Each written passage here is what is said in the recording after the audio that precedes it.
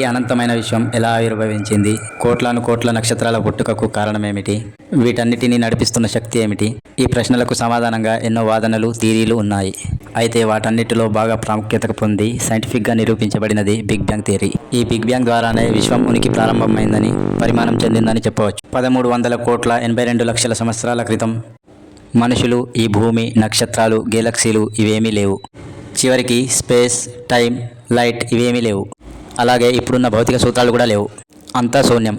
అప్పుడే ఈ big bang ప్రారంభమైంది. ఒక అణువు కన్నా చిన్న పరిమాణంలో ఒక బిందువు ఉద్భవించింది. విపరీతమైన ఎనర్జీతో, కొన్ని ట్రిలియన్ డిగ్రీల టెంపరేచర్తో ఉంది ఆ ప్రదేశం. ఒకసారి ఇక్కడ ఆగుదాం. మనందరికీ ఒక సందేహం వస్తుంది. అసలు ఏమీ లేని శూన్యం నుండి ఆ బిందువు ఎలా వచ్చింది? దీనికి సైన్స్ కూడా సమాధానం చెప్పలేకపోయింది. ఈ big bang theory big bang జరిగిన తర్వాత ఏం జరిగిందో చెప్పగలుగుతుంది, కానీ బిగ్ బ్యాంగ్ కి ముందు ఏం జరిగిందో చెప్పలేకపోతుంది. ఇప్పుడు దేవుణ్ణి నమ్మేవాళ్ళు అసలు శూన్యం నుండి ఆ బిగ్ బ్యాంగ్ కి కారణమైన బిందువు ఏర్పడడం అసాధ్యమని, ఈ విశ్వాన్ని దేవుడు తయారు చేశారని అంటున్నారు. కానీ సైన్స్ మాత్రం శూన్యం నుండి బిందువు ఏర్పడడానికి అవకాశం లేనప్పుడు మరి దేవుడు ఎలా వచ్చాడని ప్రశ్నిస్తుంది. దీనికి మీ అభిప్రాయాన్ని కామెంట్లో తెలపండి. ఇలాంటి ఆసక్తికరమైన విషయాలు తెలుసుకోవడం కోసం కళ్యాణ్ టెక్ తెలుగు యూట్యూబ్ ఛానల్కి ఫాలో అవ్వండి.